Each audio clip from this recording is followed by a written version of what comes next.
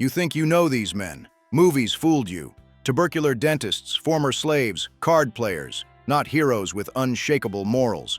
Ordinary human beings who, by circumstance or pleasure, became the deadliest creatures of their time. These are the 18 fastest gunslingers of the Old West, the version the movies never told you. Number 1. John Wesley Hardin. His father preached the Word of God from a Methodist pulpit. He gave his son the name of the founder of the denomination. By age 15, this kid had already taken a man's life, and he didn't stop there. Over the next few years, the death toll attributed to him climbed past 40. Hardin didn't wear hip holsters like you see in the movies. He strapped 2 pistols crossed over his chest, inside his vest. That gave him a split-second advantage on the draw. And in the Old West, a split second was the difference between living and dying. When he was finally arrested, nobody expected what came next. Hardin studied law behind bars. He read every law book he could get his hands on. When he got out, he passed the exam and opened a law office in El Paso. The most feared gunslinger in the West was now defending clients in a courtroom. But the quiet life didn't last long. In August 1895, a man named John Selman shot him in the back inside a saloon. Number 2. Wild Bill Hickok. Hollywood has always shown this guy as a cold-blooded shooter who dropped outlaws without blinking. The truth is pretty different. In the last years of his life, he was almost blind because of severe glaucoma. He could barely see who was right in front of him. And that reputation for killing dozens of men? Historians have confirmed at most 7 deaths, just 7. The only real face-to-face duel he ever had was against Davis Tutt in 1865 in the town square of Springfield, Missouri. Everything else happened in messy situations, bar fights, ambushes, and chaotic shootouts. Now comes the part nobody forgets. Hickok kept repeating one piece of advice to everyone: never sit with your back to the door. In August 1876, in a saloon in Deadwood, he sat down to play poker in the only seat available, with his back to the entrance. Jack McCall came up behind him and shot him in the back of the head. The hand he was holding became known as the dead man's hand. Number 3. Wyatt Earp. He wasn't the fastest guy on the trigger. His own assistant said his draw was just decent. So why is he on this list? Because Wyatt Earp had something almost nobody had back then: total control under pressure. The man just didn't panic. In the most famous shootout in American history, the OK Corral confrontation in Tombstone, the whole thing lasted about 30 seconds. 3 men died. Others were seriously wounded. Earp walked out of there without a single scratch. And that wasn't a one-off. Over his whole life of armed confrontations, he never took a single bullet. Think about that for a moment. In a time when gunslingers died young in alleys and saloons, Earp outlived all his enemies and moved to Los Angeles, where he died peacefully at 80 years old in 1929. He became more famous after he died than he ever was in his whole life. Number 4. Doc Holliday. He graduated as a dentist in Philadelphia, but tuberculosis wrecked his career before he turned 25. With his lungs shot and coughing up blood, he moved to the dry West, trying to survive a few more years. Not afraid of dying, he started hanging around saloons, poker tables, and fights that weren't even his. And here's the detail hardly anyone knows. Doc probably killed only 1 man in a confirmed duel, in the OK Corral shootout in Tombstone. Even the Earp brothers' own companions said he was the worst shot in the group when it came to accuracy. So why was everyone afraid of him? Because a guy who already knew he was doomed by disease didn't hesitate about anything.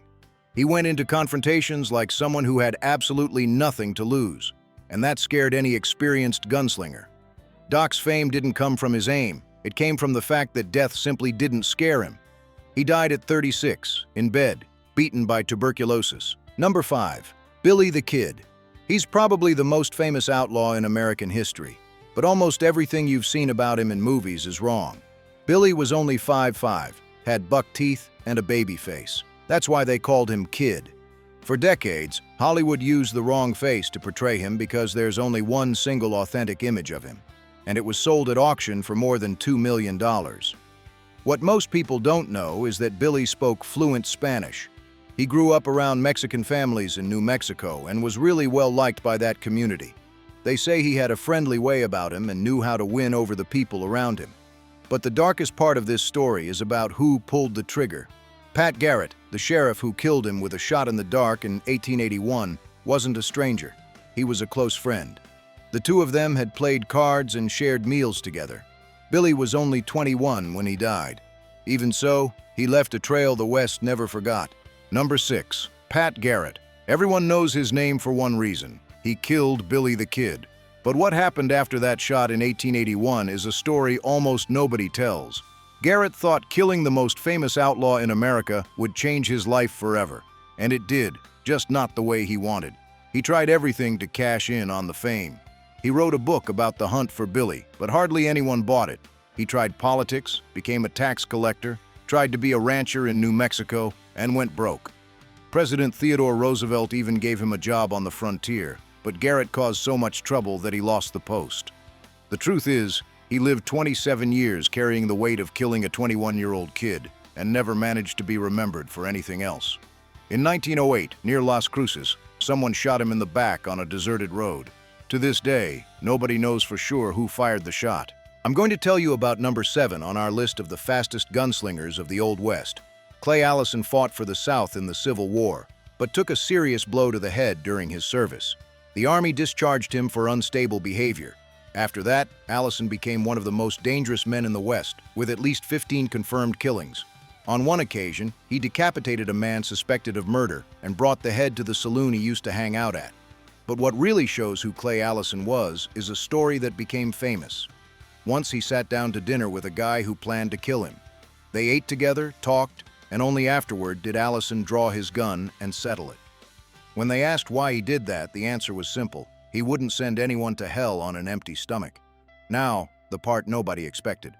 This man who survived a war and 15 shootouts died in 1887 after falling off his own wagon and breaking his neck. Number 8. Dallas Stoudenmire. 4 men dead in 5 seconds. That happened in El Paso, Texas, in 1881, and it's considered the fastest shootout ever recorded in the Old West. Stoudenmire was the town marshal and drew 2 .44 caliber revolvers at the same time. Nobody had a chance to react. After that, El Paso stayed quiet for a long time. But his temper was a problem. When the city council tried to remove him from the job, he just walked into the meeting armed and stared down every councilman in the room. Nobody had the nerve to push the vote. The man who terrified criminals also terrified politicians. But living like that comes with a price. In 1882, he got into a fight inside a saloon and was shot by more than one opponent. Stoudenmire died the same way he lived, in the middle of gunfire and without backing down an inch. He was only 37. Number 9. Ben Thompson. Born in England, Ben Thompson came to Texas as a child and didn't take long to get into trouble. At 17, he killed a man during a fight in a card game. That was just the beginning. He fought in the Civil War on the Confederate side, spent some time in Mexico serving Emperor Maximilian, and came back to Texas with a reputation that grew every year. The most impressive thing is that Thompson wasn't just fast on the draw, he was precise. Bat Masterson, who knew pretty much every gunslinger of that era, said without hesitation that Ben Thompson was the most dangerous man he'd ever seen in action. And Masterson spent time around Wyatt Earp and Doc Holliday. Thompson was even elected sheriff of Austin, Texas, which shows how thin the line between the law and violence was back then. But his enemies knew facing him head-on was suicide. In 1884, he was lured to a theater in San Antonio, where hidden gunmen executed him. The same men he had publicly humiliated months earlier. Number 10. King Fisher. This guy was different from any gunslinger you've ever seen in a movie. While everyone else wore black, King Fisher wore flashy clothes, embroidered boots, and ivory-handled pistols. He looked more like a dandy than a killer. But that's exactly what he was. In South Texas, near the Mexican border, Fisher controlled a huge area with an iron fist. There was a sign on the road that said, "This is King Fisher territory," and nobody questioned it. In a single night, he took on 7 Mexican gunmen by himself and killed them all. After years living outside the law, he pulled off something almost nobody could. He switched sides. He became a deputy sheriff in Uvalde County and was respected by the community. In March 1884, he went to San Antonio with his friend Ben Thompson to watch a show at the Vaudeville Theater. The two of them walked into the theater together. Neither of them walked out alive. They were ambushed right there. Fisher was only 30 years old. Number 11. Jim Courtright. This guy was the marshal of Fort Worth during one of the city's most violent periods. He did the dirty work, took on outlaws, brought order to the streets, and earned real respect for it. But when he left the job, he decided to make money a different way. He started offering protection to local merchants, charging a fee nobody asked for. If you didn't pay, you had problems. The scheme worked until he knocked on the wrong door. Luke Short, the owner of a famous saloon and a professional card player, simply said no. Courtright didn't take the refusal and went to settle it in person. In February 1887, the two met out on the street. Courtright drew first, but the hammer of his gun caught on the pocket watch on his vest. That 1 second of delay cost him his life. Short fired 4 accurate shots before Courtright could react. The man who had a reputation for one of the fastest draws in all of Texas was taken down by a guy who spent more time at poker tables than in shootouts. Number 12. Luke Short. A lot of people have never heard of him, and that's exactly what made him dangerous. Luke Short wasn't a gunslinger in the classic sense. He made his living at the gambling tables, wore expensive suits, and stood a little over 5'3". Nobody looked at him and thought danger. But in February 1887, Jim Courtright, former marshal of Fort Worth and one of the most feared men in Texas, came to him to collect protection money. Short refused. Courtright drew first, and still died. The duel lasted seconds. One shot went through Courtright's hand, and before he could react, Short hit him 5 more times. Before that, in 1883, Short had already sparked what was called the Dodge City War, a political conflict so tense that Wyatt Earp and Masterson crossed the state to step in as armed negotiators. And the strangest part of all, Luke Short died in 1893 of natural causes at 39 years old. In a world where almost nobody made it out alive, he simply went away in peace. Number 13. Masterson. This guy is one of the most interesting names in the Old West. He started out as a buffalo hunter, became a sheriff in Kansas, and got into real shootouts in Dodge City alongside Wyatt Earp. But what makes his story different from everyone else is what came next. Masterson put the guns away, moved to New York, and became a sports journalist. Yep, the guy who traded shots out west ended up writing boxing columns for the New York Morning Telegraph. And here's the part most people don't know. He was the one who started making lists and ranking the great gunslingers in published pieces. In other words, a big chunk of the mythology we know today about the Old West was shaped by the pen of an ex-gunman sitting in a newspaper office. And his ending has a detail that feels like a movie script. In 1921, Masterson was found dead at his desk, with the pen still in his hand. Number 14. Reeves. Born into slavery in Arkansas in 1838, Reeves gained his freedom during the Civil War and became the first black federal marshal west of the Mississippi. What he did after that sounds like it came straight out of a movie, except it really happened. Over more than 30 years wearing the badge, Reeves arrested more than 3,000 fugitives and killed 14 men in shootouts. None of them managed to hit him with a fatal shot, even though his clothes and his hat were punched through by bullets more than once. Since he couldn't read, he memorized every arrest warrant before heading out. He used disguises to get close to wanted men and was known for never letting a target get away. Once, he arrested his own son for murder without hesitating.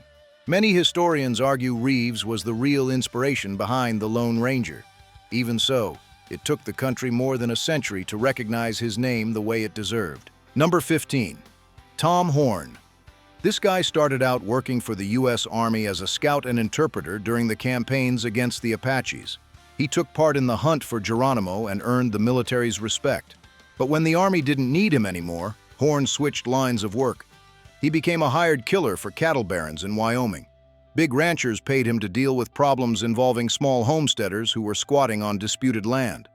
They say he charged $600 for each man taken out. This is how it worked. After every job, a rock would show up under the victim's head.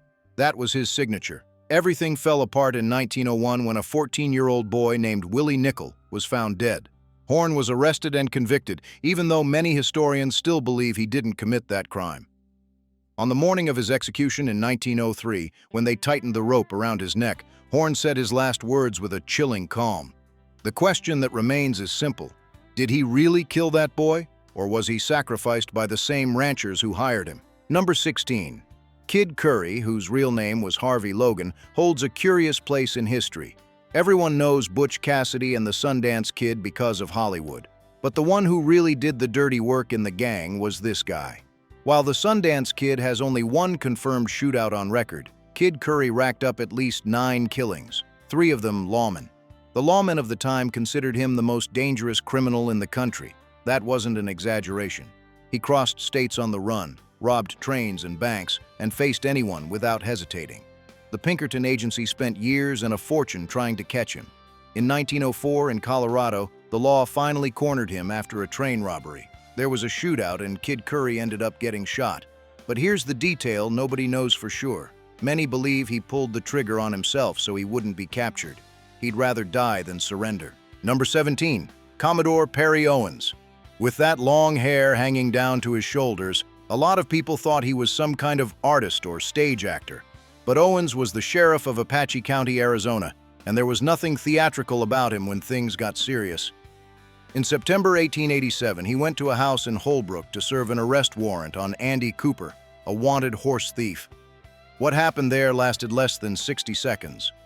Cooper fired first through the door, missed, and Owens answered with deadly accuracy. When the smoke cleared, 4 men were on the ground. 3 were from the Blevins family, tied to Cooper. The 4th was a 16-year-old boy who opened the door at the wrong moment and got shot even though he had nothing to do with it. After the county fired him and tried to hold back his last paycheck, Owens walked into the treasurer's office armed and walked out with every cent. Nobody argued. He died in peace in 1919 at 67 years old. Number 18, Elfego Baca. In 1884 in New Mexico, a 19-year-old young man named Elfego Baca tried to arrest a drunk cowboy who was shooting up the streets of Frisco. The guy's buddies didn't like that at all. Around 80 armed men surrounded the cabin where Baca holed up. The shootout lasted 36 straight hours. When it was over, the walls had more than 400 bullet holes. Baca killed 4 attackers and wounded just as many. He himself didn't take a single shot. The secret was the cabin floor, which sat below ground level, creating a natural trench where he could duck between shots. After that, he was taken to trial and the jury acquitted him. What came next is even more surprising. Baca studied law, became a lawyer, was elected mayor, and later county sheriff. He lived to be 80. And to this day, Hollywood has never made a real movie about this story.